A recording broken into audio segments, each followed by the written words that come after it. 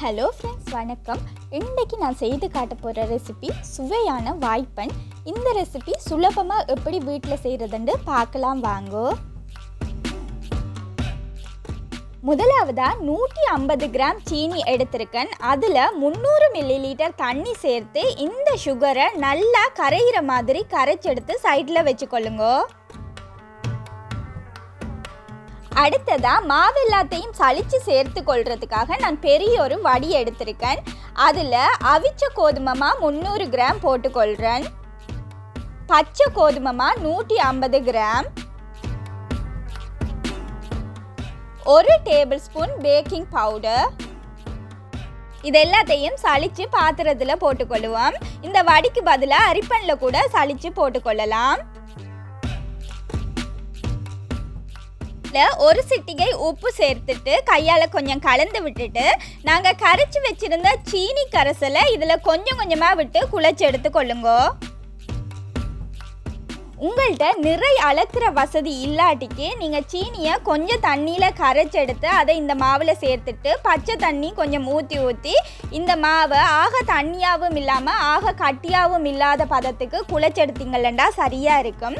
அதே போல் 1 கப் அவிச்ச கோதுமை மாவுக்கு 1/2 கப் பச்சை கோதுமை மாவு சேர்த்திங்களா சரியாக இருக்கும்.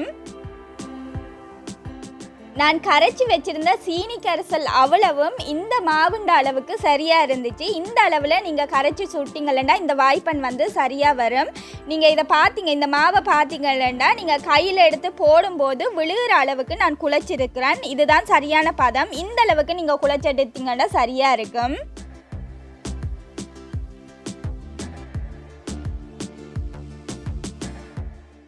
அடுத்ததாக 1 டேபிள் ஸ்பூன் தேங்காய் எண்ணெய் சேர்த்துக்கொள்கிறேன். அதையும் இந்த மாவில் சேர்த்து நல்லா கலந்து விட்டு கொள்ளுங்க.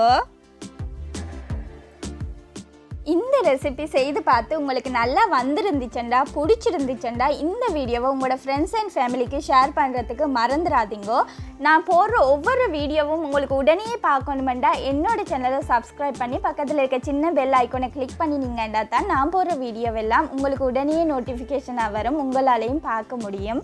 நீங்கள் போடுற ஒவ்வொரு கொமெண்ட்ஸும் எனக்கு இன்னொரு வீடியோக்கான ஊக்குவிப்பாக இருக்கும். அதனால் மறந்துடாமல் கொமெண்ட்ஸ் பண்ணுங்கோ.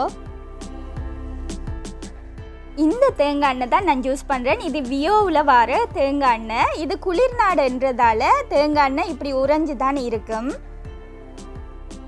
குழைச்செடுத்த இந்த மாவை ஒரு 3 மணித்தியாலத்துக்கு பொலித்தீன் ரப்பால் இல்லைண்டா மூடியால் மூடி ரெஸ்ட்டில் விடுவோம். இதில் பேக்கிங் பவுடர் சேர்த்ததால் இந்த மா கொஞ்சம் உப்பி சாஃப்டான பதத்துக்கு வரும். இது 3 மணித்தியாலத்துக்கு பிறகு அப்படி சுட்டு எடுக்கிறேன்னு சொல்லி பார்ப்போம். 3 மணித்தியாலத்துக்கு பிறகு இந்த மா நல்லா ஊறி ரெடியாக இருக்குது. இதை இனி பொரிச்செடுத்து கொள்ளுவோம். பிகினர்ஸாக இருந்தீங்கண்டா எண்ணெய் சூடாயிட்டான்னு பார்க்குறதுக்கு இது ஒரு நல்ல வழி. அகப்பேண்ட பின்பக்கத்தை எண்ணெயில் விட்டு பார்த்தீங்கன்னா இப்படி குட்டி குட்டியாக பபிள் வரும். இப்படி வந்துச்சுண்டா எண்ணெய் நல்லா சூடாக இருக்குண்டா அர்த்தம். எண்ணெய் நல்லா சூடானதுக்கு பிறகு மாவில் கொஞ்சத்தை எடுத்து நான் கையால் புழிஞ்சு விட்டு கொள்ள போகிறேன். நீங்கள் இப்போ பார்க்குற மாதிரி கையால் புழிஞ்சு விட்டு கொள்ளுங்க. அடுப்பை நல்ல குறைவான தீயில் வச்சு இதை பொரிச்சு எடுத்துக்கொள்ளுங்க. நீங்கள் ஆக கூடின நெருப்பில் வச்சிங்களா உள்ளுக்கு வேகாது, வெளியில் கருகின மாதிரி ஆகிடும். அதனால மிதமான தீயில் வச்சு பொரிச்சு எடுத்துக்கொள்ளுங்க.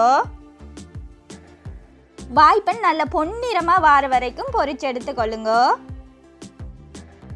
இந்த வாய்ப்பன் நான் முதலாக சாப்பிட்டது யாழ்ப்பாணத்துக்கு போகிற வழியில் முருகண்டி என்ற இடத்துல. நீங்கள் என்ன வாகனத்தில் போனாலும் அதில் நிப்பாட்டி ஒரு பிள்ளையார் கோயில் ஒன்று இருக்குது. அதை சுற்றி சின்ன சின்ன கச்சான் கடை, சோழன் கடை, ஹோட்டல் எல்லாம் இருக்கும். அதில் நிப்பாட்டி அவங்க சாப்பிட்டுட்டு கச்சான் சோழன் எல்லாம் வாங்கி சாப்பிட்டு கொண்டே அவங்களோட பயணத்தை தொடங்குவாங்க. அதில் ஒரு சின்ன ஹோட்டலில் தான் நான் இந்த வாய்ப்பன் சாப்பிட்ருக்கேன். சாப்பிட்றதுக்கு அவ்வளோ டேஸ்ட்டாக இருக்கும். அதோடு சேர்த்து ஒரு பிளேண்டியும் குடித்தா அவ்வளோ ருசியாக இருக்கும். அந்த வாய்ப்பண்ட டேஸ்ட்டில் இந்த வாய்ப்பனும் இருக்கும். உங்களுக்கும் இதை மாதிரி அனுபவம் இருந்துச்சுன்னா எனக்கு கொமெண்ட்ஸில் சொல்லுங்கள். வாய்ப்பன் நல்லா பொரிஞ்சு பொன்னிறம் ஆகிட்டுது. இனி இதை பிளேட்டுக்கு மாற்றிக்கொள்ளுவோம்.